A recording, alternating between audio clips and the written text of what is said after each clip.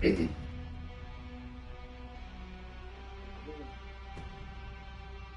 people new jobs replace old ones.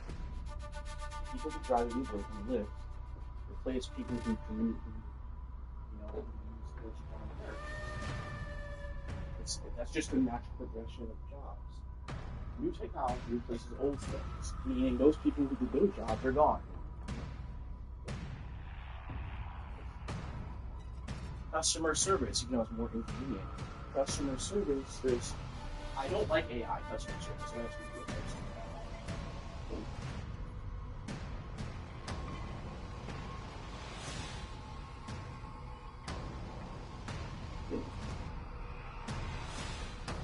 like gun manufacturers, right? New technology replaces the old.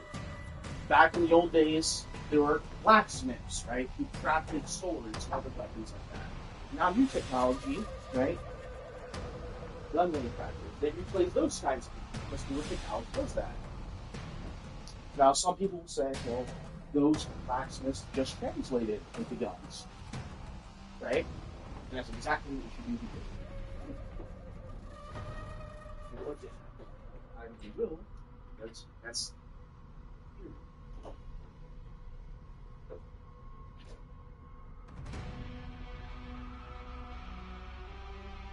theory. So, which again, they exist, obviously. People, make weapons like that. They exist, but they're basically rendered kind of useless. Why do you need to manufacture like thousands and thousands of millions of swords when you have guns? Like, it's basically useless.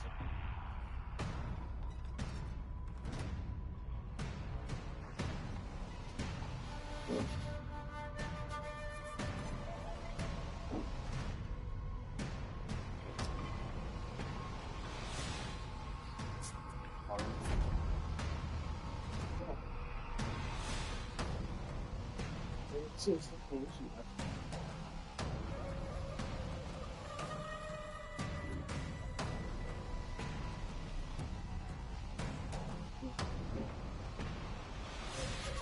no, do that. Yeah.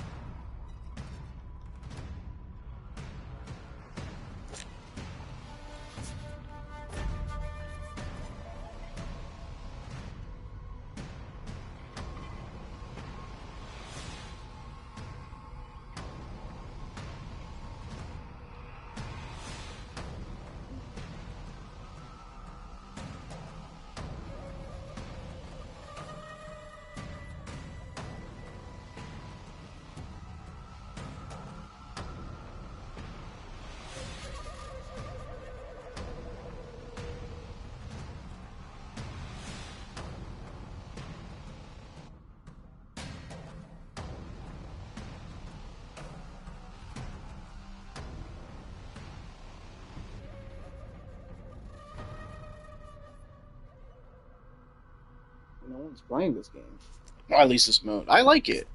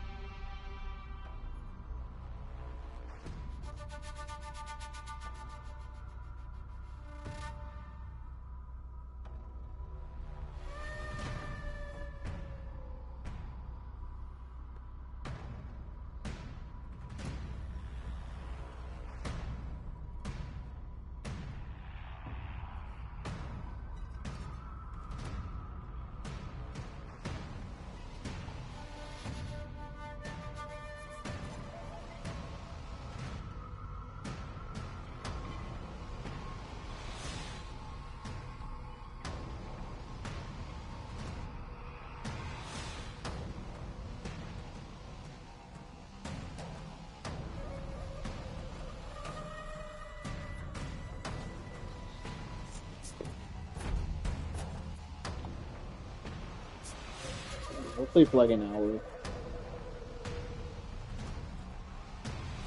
FIBA needs to immediately investigate Japan and their entire staff right now. How can a team that has almost no big player become a complete nightmare for the Giants of football?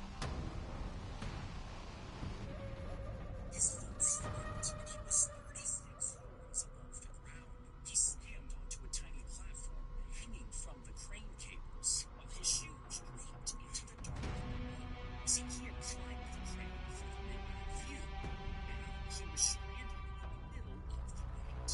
The cables were too thick to grip. The ground was so far down, cars looked like ants. So he stayed there for the next 7 hours, screaming for help while the streets were empty, until he was finally rescued by Starlight. His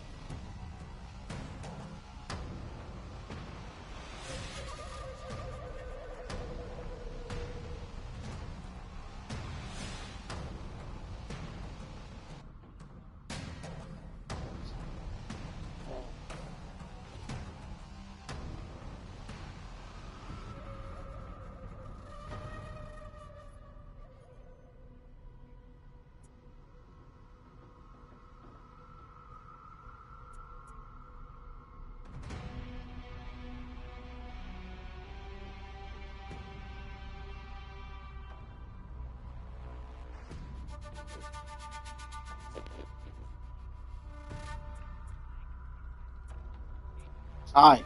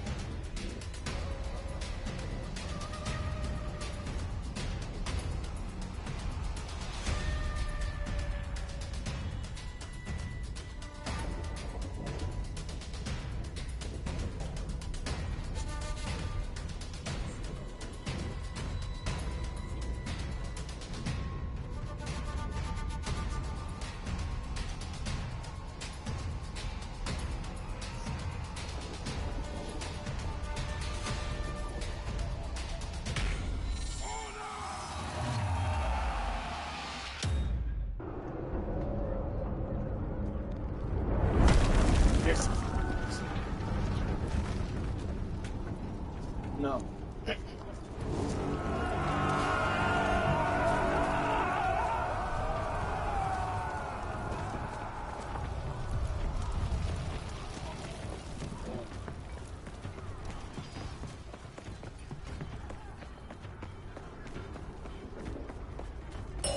You lost Zone C.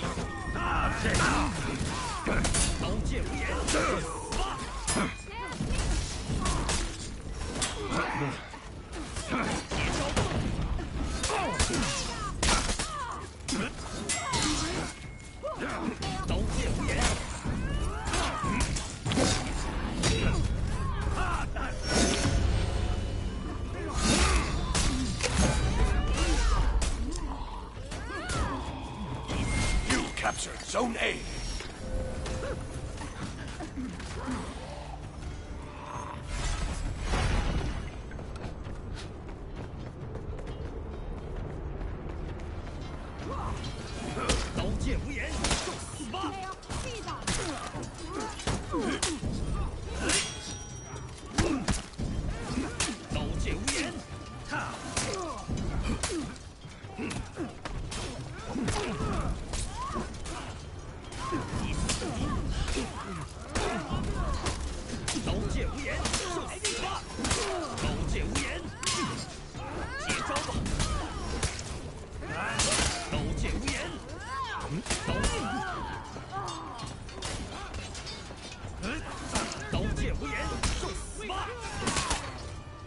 You captured Zone C.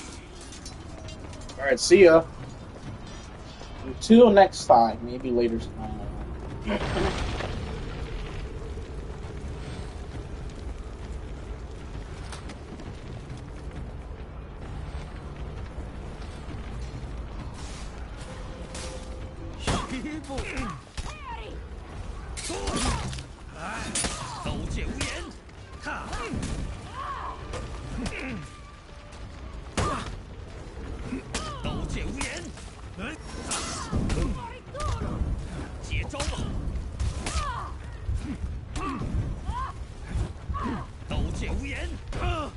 Oh, could have killed her.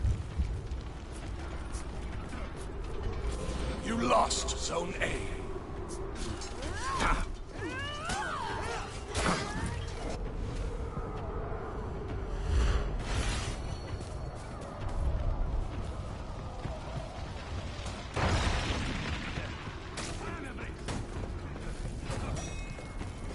You lost Zone C.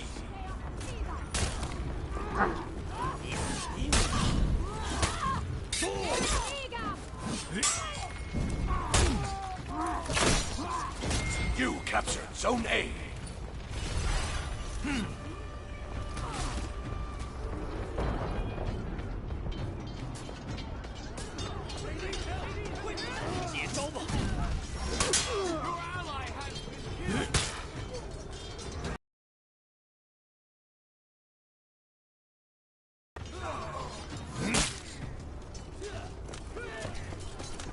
You captured Zone C.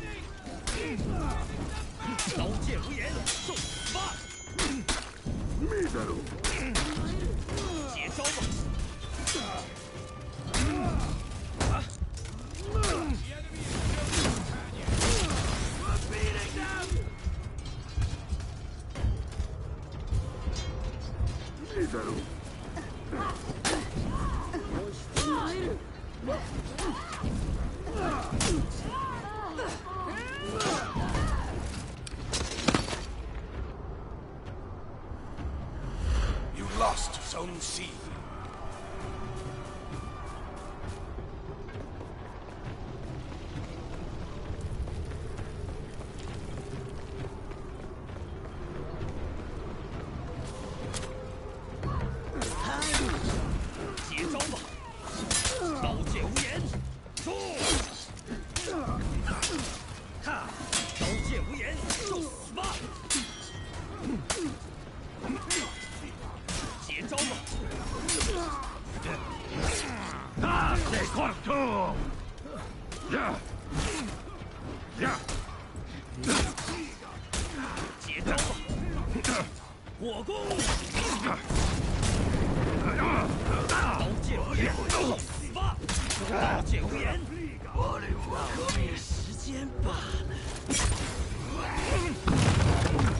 They keep spawning.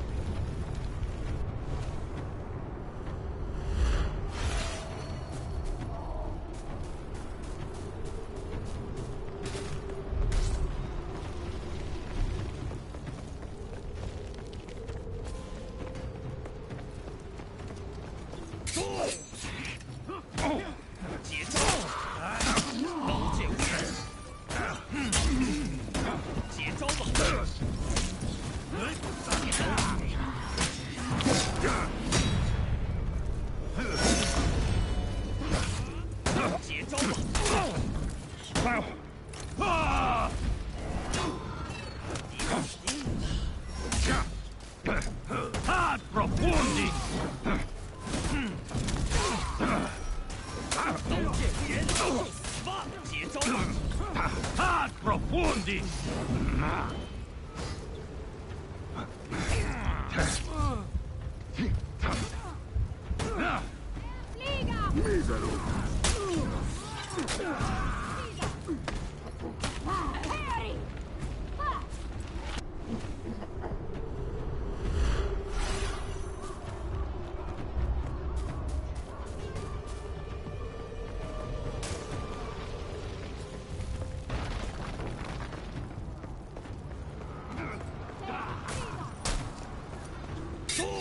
这光头。真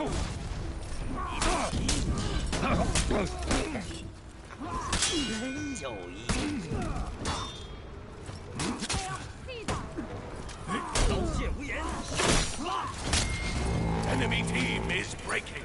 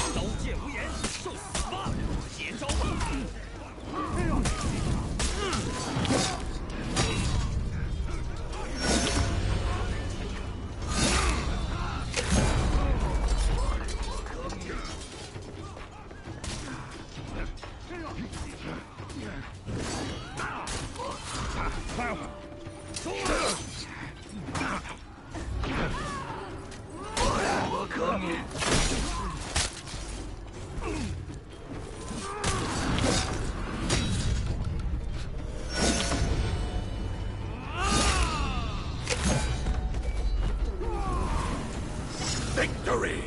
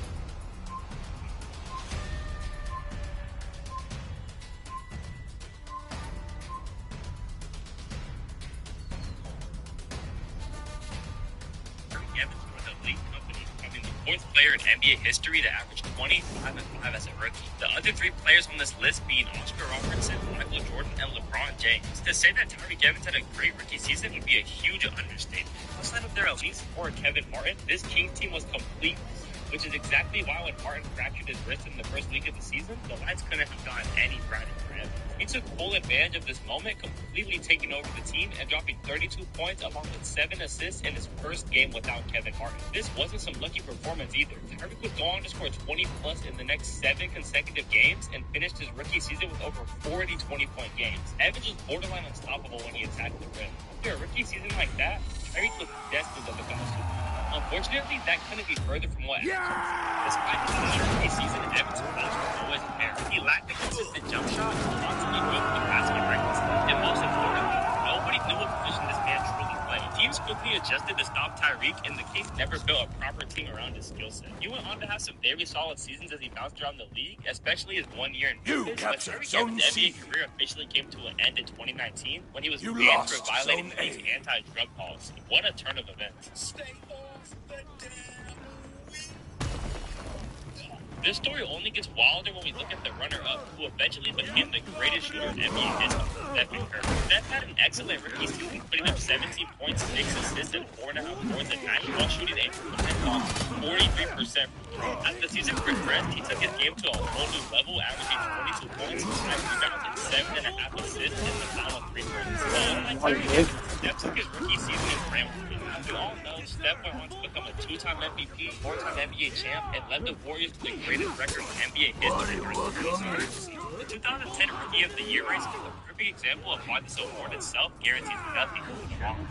Ladies and gentlemen, your 2010-11 T-Mobile NBA Rookie of the Year, Blake Griffin. Although he was the first pick in the 2009 draft, Blake Griffin's rookie season wasn't until the year after due to a preseason injury that forced him to miss all 82 games. Spending an entire year on the sidelines only caused the skyline expectations surrounding Griffin to grow even larger. Blake came back with a point to prove, becoming the first unanimous Rookie of the Year in over 20 years. He finished 12th in the league in scoring, 4th in rebounds, and became the first rookie since Yao Ming to make an All-Star. I had not mentioned that iconic dunk over the key. Blake went on to have a great NBA career, earning 5 more All-Star appearances and 5 All-NBA selections as the face of the exciting offseason Clippers. Unfortunately, the Clips never had much playoff success, and like most athletic freaks, he couldn't outlast other injuries from ball. Ironically, the runner-up was Grace Smith, a pretty similar fate to John. Wall was truly special from the jump, dropping 29 points, 13 assists, and 9 steals in his first career home game. The most iconic moment of his rookie season, besides the Dougie, of course, came during All-Star Weekend when he dished out an insane 22 assists in the Rookie Challenge to easily take home the MVP honors. Just like Blake, Wall went on to have a great career that was sadly derailed by injuries. He finished with 5 All-Star appearances, 1 All-NBA selection, and easily going down as one of the best Wizards of all time. This Rookie of the Year race honestly aged pretty well. Both players ended up becoming the faces of their respective franchises and left their own marks on this era of NBA history. Kyrie Irving, your Field Performance Awards Rookie of the Year. After LeBron took his talents to South Beach, the Cavs found the next face of their franchise in Kyrie Irving. Despite only playing 11 games at Duke, Kyrie came into the league with huge shoes to fill. But his debut couldn't have gone wrong. He shot 2 for 12, only scored 6 points, struggling to find his shot. But luckily for him, it was only Kyrie instantly found a rhythm, finishing the season averaging 18.5 points and 5 assists while playing Larry Bird as the only rookies to ever average over 18 points while shooting at least 39% from 3. At just 19 years old, Irving also proved one of the clutchest players in the league, breaking 5th in fourth quarter scoring. By the end of the season, Kyrie had won every Eastern Conference Rookie of the Month award and easily dominated the podium. We all know the player Kyrie became, a 9-time All-Star, 3-time All-NBA selection, and LeBron's right-hand man in the legendary 3-1 Finals comeback. He even made another Finals run with Dallas, proving that he's still one of the league's most dangerous scorers well into his career. This year's race will begin with I think the league is one of the most prospects ever. The Spanish Steve Nash looked to show out, dropping 12 dimes against the Miami Heat and just scoring an NBA game. His flashy pass and elite court vision immediately translated at the average of 14 assists per game. But his rookie season was tragically crippled with ACL. However, Rubio did go on to have a long and respectable career, but he never developed into the superstar many envisioned. After over a decade and suffering another ACL tear, Ricky Rubio finally decided it was time to step away from the game. Unlike some of the races we'll see later in this video, this one aged clearly. The winner became an all-time great scorer and staple of the 2010s, while the runner-up never became more than an upper-end role player. It's my honor to present Damian Lillard with the 2012 Rookie of the Year. Despite entering the league as a 22-year-old from a small school, Damian Lillard wasted no time proving that he was cool. In his debut, he scored 23 points and 11 assists against Kobe in the Lakers. It didn't matter where he came from. This dude could flat out hoop. He went from the shattered Steph Curry rebound record into Wilt Chamberlain's Elvin Hayes as the only rookies to ever lead the league in minutes played. After a season like that, it was no surprise that Dame became the first unanimous Rookie of the Year in NBA history. Since then, he's continued to climb the accolades, earning 7 All-NBA selections, making the NBA's 75th anniversary, and cementing himself as an all-time clutch guard. This year's runner-up is arguably just as talented and entertaining.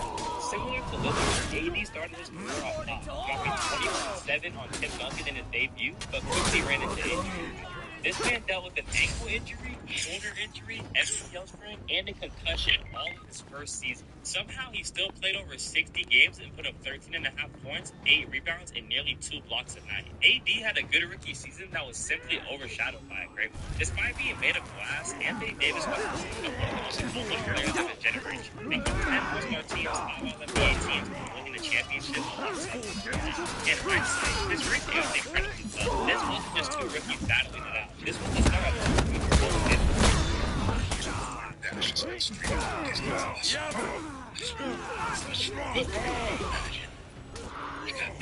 Your team is breaking.